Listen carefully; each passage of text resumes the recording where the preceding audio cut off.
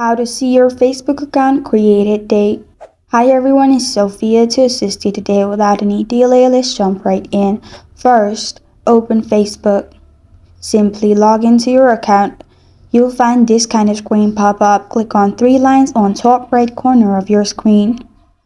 Then you'll find this kind of screen pop up. Simply scroll down to Settings and Privacy. Then click on Settings.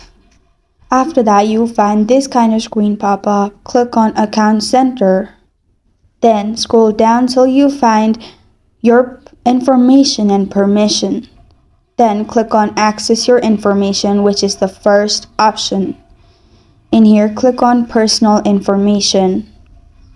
Then you will find your created date in here. As you can see, your account creation date. And this is how to see your Facebook account created date. Thank you for joining me today. If this video helps you out, please leave a like and subscribe for more. Got a question or want to suggest a topic, comment below. I am Sophia signing off. Until next time.